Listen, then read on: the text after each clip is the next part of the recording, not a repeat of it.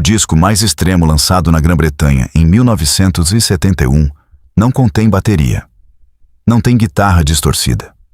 Não tem sintetizador, nem órgão, nem melotron, nem orquestra e nenhum efeito de estúdio de qualquer relevância.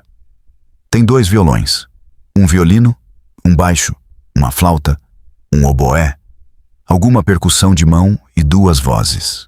E é mais assustador do que qualquer coisa que as bandas elétricas conseguiram fazer naquele ano, ou no ano seguinte, ou, possivelmente, em toda a década.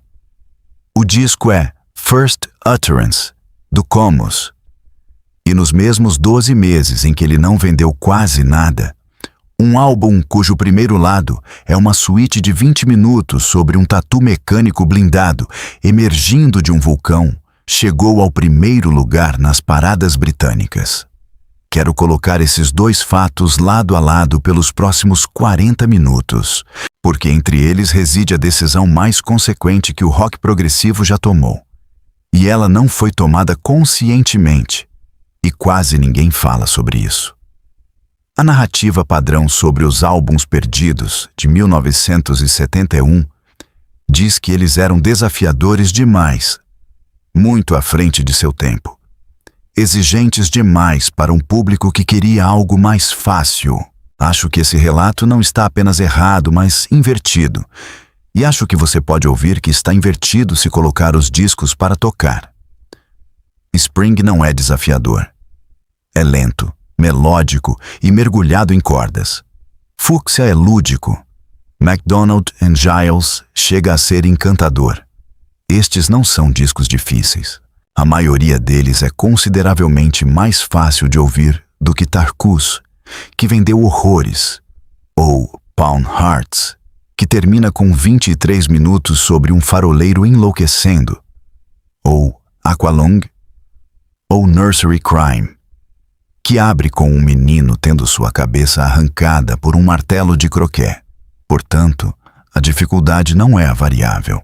Algo mais separava os discos que sobreviveram dos discos que desapareceram, e quero argumentar que foi uma diferença no tipo de inovação musical que cada um buscava. Aqui está a bifurcação. Em 1971, o rock progressivo tinha 2 rotas disponíveis para seguir em frente, ambas totalmente articuladas, ambas sendo praticadas em alto nível. A primeira rota é a adição. Você estende a duração, multiplica as sessões, aumenta a densidade de informação por compasso, adiciona instrumentos, particularmente teclados, e os coloca em primeiro plano. Você muda a métrica, e a mudança de métrica funciona como uma demonstração de que uma mudança ocorreu. Você escreve passagens cujo propósito é exibir habilidade e as posiciona onde o público as reconhecerá como tal. A proposta oferecida ao ouvinte é que esses músicos podem fazer coisas que outros músicos não conseguem. A segunda rota é a subtração, e é muito menos discutida porque produziu menos monumentos. Você trabalha no timbre em vez das notas. Trata o conjunto como a unidade composicional, em vez de uma plataforma para indivíduos. Escolhe instrumentos por seu caráter, não por sua capacidade. Permite que as canções continuem curtas. Usa a contenção como um dispositivo estrutural, o que significa que o momento de efeito máximo é um recuo, em vez de uma chegada. A proposta oferecida ao ouvinte não é que esses músicos podem fazer coisas, mas que essa combinação particular de sons não existe em nenhum outro lugar. A Rota 1 venceu de forma tão completa que, para a maioria das pessoas, ela simplesmente é o rock progressivo. O exemplo mais claro é Emerson, Lake and Palmer, e digo isso com admiração, não desprezo, porque eles executaram a estratégia com total convicção. Keith Emerson trouxe um sintetizador Moog modular para o rock, um instrumento do tamanho de um guarda-roupa que exigia cabos de conexão e afinação constante, capaz de emitir exatamente uma nota por vez. E ele o usou não para textura, mas como voz principal, tocando linhas no controlador de fita que nenhum outro instrumento poderia produzir. No palco, ele cravava adagas entre as teclas de um órgão Hammond para segurar as notas, balançava a estrutura, tocava por baixo do instrumento. Carl Palmer montou uma bateria de tamanho crescente e, eventualmente, mandou fundir uma em aço inoxidável. Cada elemento disso é legível. Ele anuncia capacidade, e a anuncia de uma forma que pode ser reconhecida instantaneamente por alguém que não tem nenhum vocabulário técnico. Você não precisa saber o que é um Moog para entender que um homem está fazendo algo difícil com ele. E o método de composição correspondia a isso. Tarcus é construído de forma aditiva. Seção empilhada sobre seção, métrica mudando nas emendas, cada nova passagem introduzindo uma nova demonstração. A forma de suíte do período é fundamentalmente um recipiente para episódios, e os episódios frequentemente são conectados por nada além do fato de que um segue o outro. Isso não é uma falha, é o design. O ouvinte está sendo conduzido por uma sequência de conquistas. Não estou zombando disso. Tarcus é um disco genuinamente emocionante e mereceu chegar ao topo. Mas vale a pena nomear a proposta que ele faz, porque os 5 álbuns deste ensaio fazem uma completamente diferente, e essa diferença é a razão de eles não estarem na sua estante. E os 5 álbuns deste ensaio são a Rota 2. Antes de prosseguir, uma objeção precisa ser tratada, porque um ouvinte conhecedor já deve estar formulando-a. A objeção é que essa bifurcação é limpa demais e que as bandas de sucesso usavam técnicas da Rota 2 constantemente. É uma objeção justa e a resposta é instrutiva. Claro que usavam. O Genesis, em 1971, estava construindo músicas em torno de 2 violões de 12 cordas, tocando figuras entrelaçadas, o que é uma textura de conjunto em vez de uma exibição.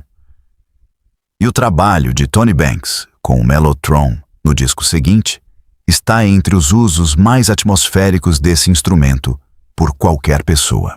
O Yes tinha Steve Howe tocando peças acústicas solo no palco. O álbum Islands, do King Crimson, daquele mesmo ano, é um disco silencioso, exausto, amplamente acústico, construído sobre oboé, cornetim e contenção. E é o álbum menos amado do catálogo deles precisamente por esse motivo. Portanto, as 2 rotas não eram tribos. Eram tendências e a maioria das bandas continha ambas. O que separa os atos de sucesso é que eles embalavam a Rota 2 dentro da Rota 1. O entrelaçamento das 12 cordas é lindo. E ele prepara o momento em que o Mellotron e o baixo com fuzz chegam. A passagem acústica existe para ser interrompida.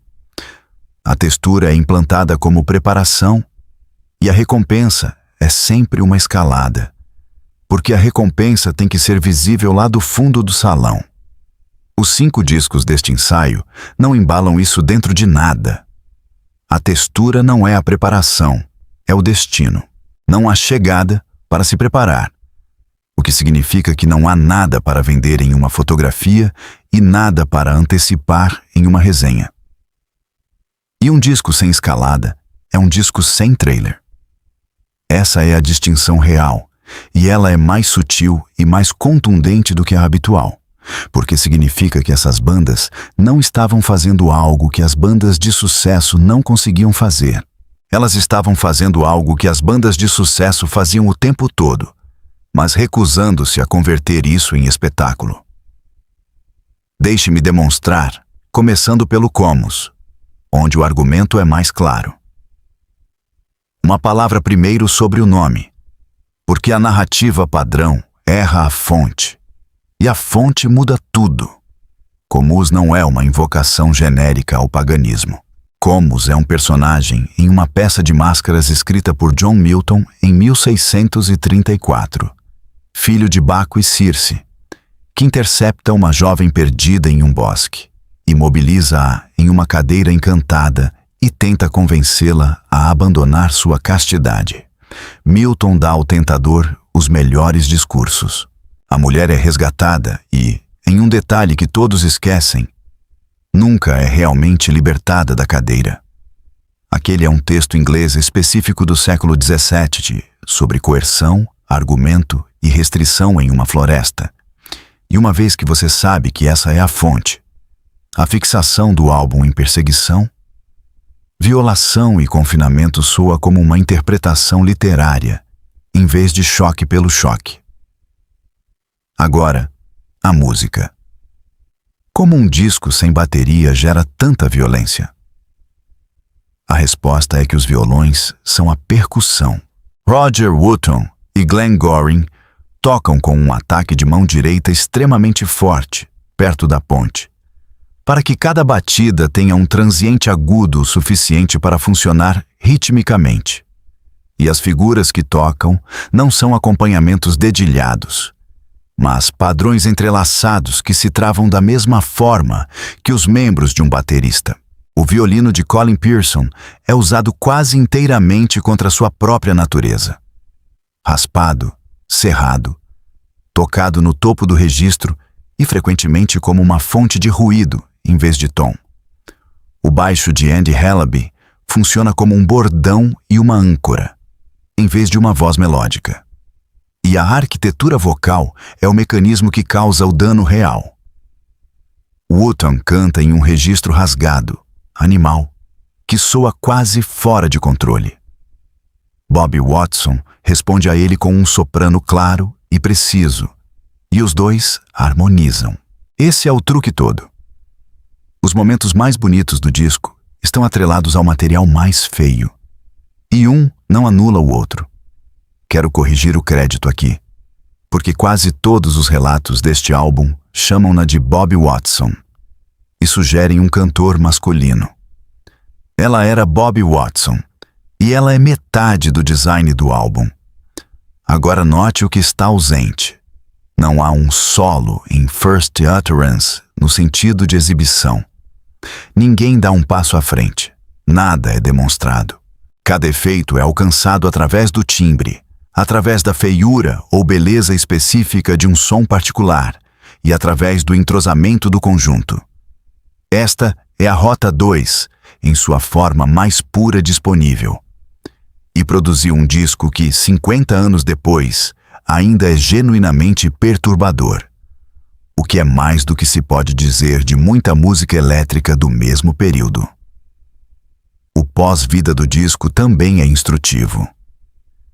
David Bowie os apoiou cedo e os contratou para o seu Beckenham Arts Lab.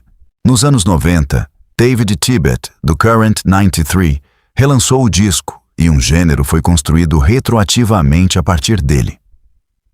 Michael Ockerfeldt, do Opeth, o citou repetidamente, o que o levou para o metal extremo, onde agora é canônico.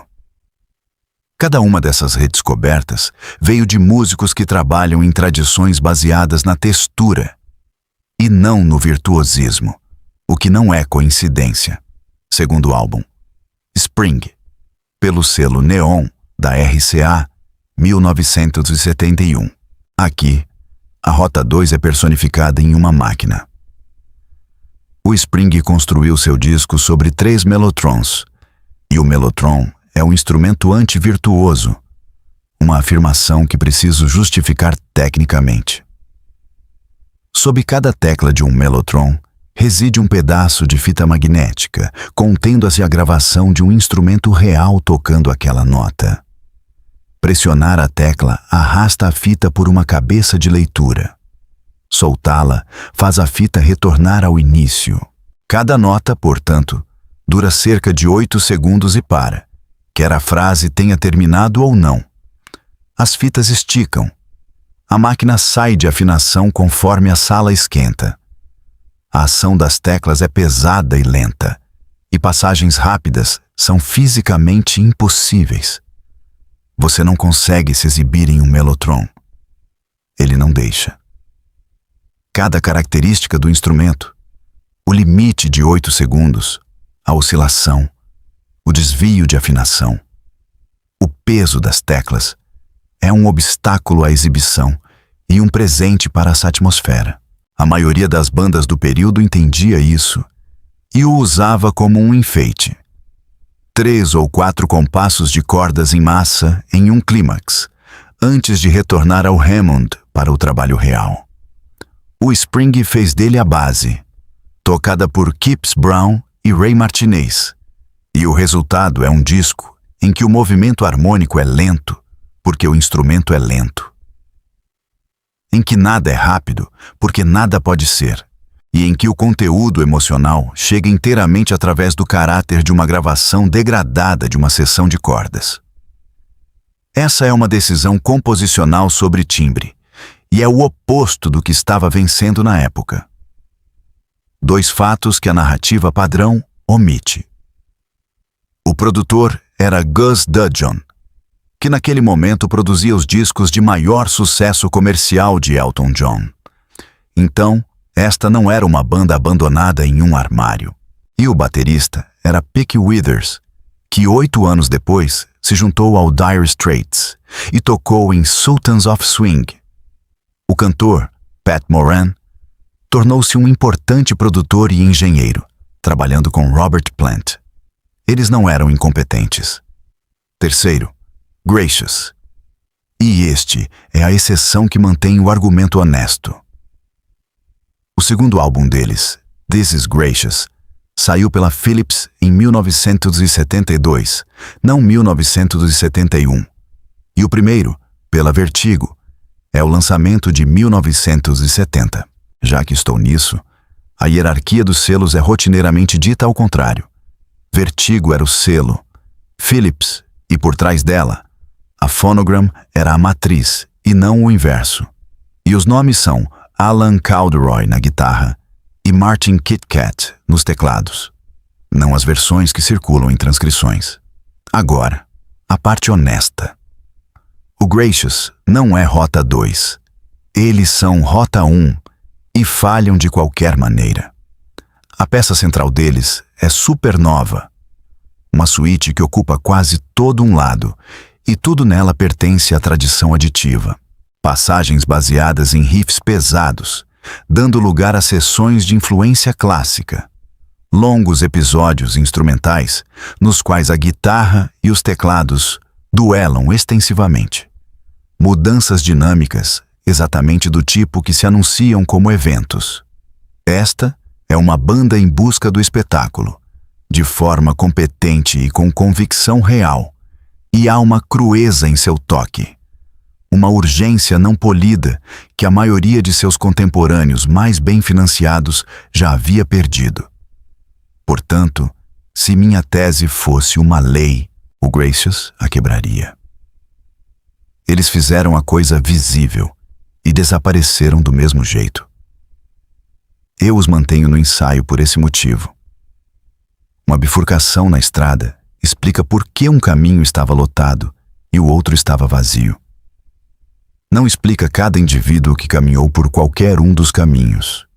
E qualquer argumento que afirme explicar cada caso não é um argumento. É uma superstição. O Gracious falhou pelas razões comuns que acabam com a maioria das bandas. Sem orçamento promocional, sem turnês e, decisivamente, eles já haviam se separado antes de o disco ser lançado. O álbum chegou às lojas sem ninguém para tocá-lo, ninguém para dar entrevistas e nenhum motivo para alguém na gravadora gastar mais uma libra. O que o Gracious prova, negativamente, é que a Rota 1 não era uma garantia. Era um bilhete de loteria com chances melhores. As bandas nos outros 4 casos nem sequer estavam no sorteio, porque o valor que ofereciam não podia ser testemunhado. E quero ser preciso. Esta é uma afirmação sobre probabilidade, não sobre destino. Alan Calderoy, aliás, tornou-se executivo da Stiff Records, o selo que lançou Elvis Costello e Ian Dury. As pessoas nessas histórias raramente desaparecem. Elas mudam para o outro lado da mesa. Quarto, Fúcsia. pelo selo Pegasus, 1971, onde a Rota 2 toma sua forma mais estrutural. O Fúcsia foi formado por estudantes da Universidade de Exeter, em torno do guitarrista e cantor Tony Durant, e sua inovação foi construir a banda em torno de um trio de cordas permanente, 2 violinos e um violoncelo, tocados por Janet Rogers, Vanessa Hall-Smith e Madeleine Bland. A distinção que importa aqui é entre cordas como arranjo e cordas como integrantes, e não é uma questão de grau. Quando uma banda de rock contrata uma orquestra, as partes são escritas depois que a música já existe. São adicionadas a um objeto pronto e quase sempre dobram ou adoçam algo que já está lá. Quando as musicistas de cordas estão na banda, elas estão presentes enquanto o material é escrito. Tocam contramelodias das quais a música depende e podem discutir com a guitarra em vez de apenas concordar com ela. Ouça como, frequentemente naquele disco, as cordas estão fazendo algo que a linha vocal desconhece. O produtor foi David Hitchcock, que havia feito In the Land of Graham Pink do Caravan e faria Foxtrot do Genesis.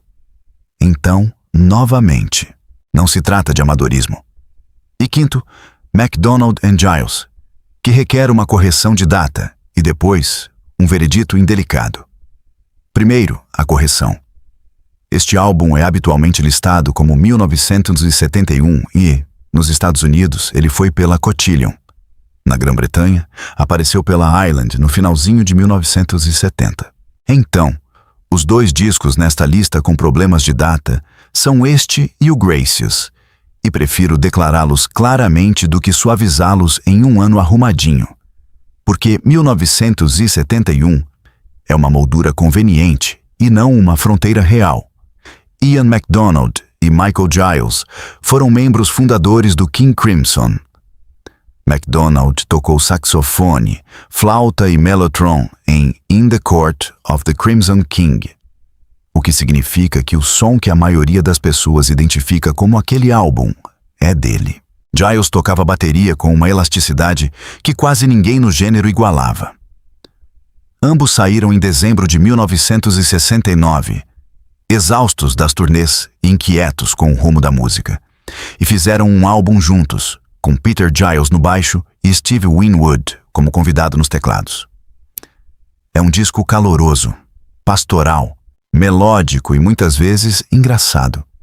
E é a resposta para a grande história alternativa do rock progressivo. O que o Crimson teria se tornado se a tendência melódica inglesa tivesse vencido a disputa interna contra a austeridade de Robert Fripp? E a resposta, receio, é que teria sido agradável, mas não teria importado. Incluo este disco porque a Rota 2 tem um modo de falha, e é este. A subtração não é automaticamente uma virtude. Contenção sem pressão por trás é simplesmente brandura, e brandura é o que este álbum é, em sua maior parte. O Comus subtrai, e o resultado é aterrorizante. O Fúcsia subtrai, e o resultado é peculiar e vivo. MacDonald & Giles subtraem, e o resultado é uma tarde agradável. A diferença é que os 2 primeiros estão retendo algo. E você pode sentir essa retenção enquanto este disco não tem nada a reter. Há uma ironia final. Ian MacDonald, que construiu o som de Mellotron do álbum de rock progressivo mais influente de todos os tempos, cofundou o Foreigner em 1976 e passou o resto da década tocando singles de Stadium Rock. A Rota 1 o pegou no final. Então por que a Rota 1 venceu? Não porque o público a preferisse em abstrato, mas por causa da sala. O motor comercial do rock progressivo eram as apresentações ao vivo e, especificamente, apresentações em salas progressivamente maiores, indo de clubes para teatros e arenas ao longo da primeira metade da década. E a sonorização do período era primitiva. Os sistemas de PA, em 1971, eram construídos principalmente para transmitir os vocais. com alguns milhares de watts, cobrindo salas que hoje exigiriam 10 vezes isso. O que sobrevivia à jornada até o fundo de um grande salão era volume, ataque e repetição. O que não sobrevivia era a nuance timbral, a sutileza dinâmica, o grão específico de um violão, a diferença entre um trio de cordas bem estruturado e um mal estruturado. Agora adicione a dimensão visual. O virtuosismo é legível à distância. Um público a 120 metros do palco pode ver um homem tocando muito rápido. Pode vê-lo atacar um teclado. Pode ver uma faca cravada entre as teclas de um órgão Hammond. Isso é teatro e é compreensível de qualquer lugar do prédio. O timbre é invisível. A contenção é invisível. Uma decisão de conjunto de não escalar parece, lá da última fileira, exatamente como se nada estivesse acontecendo. Assim, o modelo de negócios do gênero selecionou, implacavelmente e sem que ninguém decidisse, o tipo de valor musical que poderia ser testemunhado. As bandas cujas inovações eram visíveis podiam excursionar, e as turnês vendiam álbuns, e as vendas de álbuns financiavam mais turnês. As bandas cujas inovações eram audíveis apenas em uma sala silenciosa e com atenção não tinham mecanismo algum. O Comus não poderia ter tocado em uma arena. Um trio de cordas e 3 melotrons não poderiam ter se projetado para 5.000 pessoas. Sua virtude central era que eles se recusavam a fazer a única coisa que os levaria adiante. Essa é a explicação completa.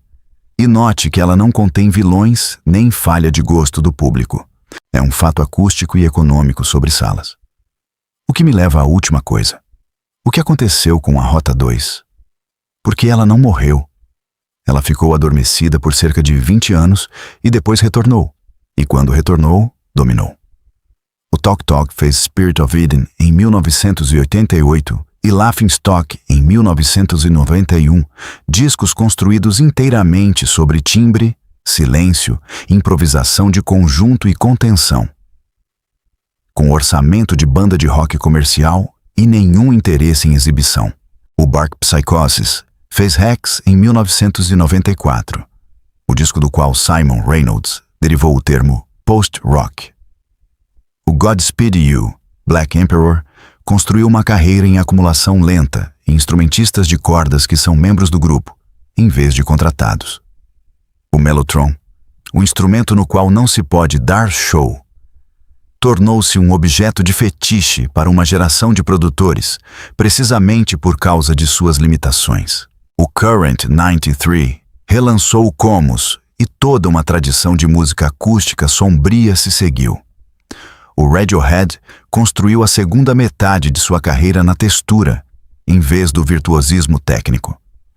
Cada um desses é a Rota 2, chegando 30 anos atrasada, em uma economia onde os discos eram consumidos em fones de ouvido no privado, em vez de serem testemunhados em um salão, e onde a nuance timbral era finalmente audível. A mudança no aparelho de audição é a coisa a qual devemos nos apegar, porque não é uma metáfora. Em 1971, a situação de audição doméstica para a maioria dos jovens na Grã-Bretanha era um toca-discos mono ou um estéreo barato em uma sala com outras pessoas, e a situação de audição aspiracional era um show. Fones de ouvido eram itens para especialistas. Em meados dos anos 90, o padrão havia se tornado um par de fones conectados a um player portátil. E hoje é um par de fones de ouvido sem fio, carregando um sinal com mais faixa dinâmica utilizável do que qualquer hi-fi de 1971 poderia reproduzir. Um disco construído sobre o grão específico de um violino raspado, sobre a oscilação de um teclado de fitas, sobre a diferença entre um violoncelo tocando uma contramelodia e um violoncelo dobrando um vocal, exige esse aparelho. Coloque o First Utterance em uma caixa de som pequena em uma sala com gente conversando. E a maior parte do que o torna aterrorizante simplesmente não chega. Coloque-o nos fones de ouvido à noite e ele é quase insuportável. Portanto, essas 5 bandas estavam fazendo discos para equipamentos que ainda não haviam sido distribuídos. Essa é uma afirmação mais precisa do que dizer que estavam à frente de seu tempo. E tem a vantagem de ser testável. Também explica por que a redescoberta aconteceu quando aconteceu, nos anos 90 e depois, e não em qualquer ponto anterior. Não foi que uma nova geração fosse mais cabeça aberta. Foi que uma nova geração estava ouvindo em máquinas que podiam reproduzir o que esses discos continham. Esses 5 álbuns não estavam à frente de seu tempo em nenhum sentido místico. Eles estavam fazendo música para uma situação de audição que ainda não existia. A tecnologia da atenção não os havia alcançado. O que os matou não foi a incompreensão. Foi o tamanho da sala. E deixo vocês com a versão dessa pergunta que se aplica agora. Nossa própria economia da atenção recompensa o que pode ser extraído, cortado, printado e passado adiante em 15 segundos. É um filtro diferente da arena. Mas ainda é um filtro. E ainda está selecionando um tipo particular de valor musical em detrimento de outro. Em algum lugar por aí, agora mesmo, existe um disco construído inteiramente de coisas que não podem ser cortadas para um clipe.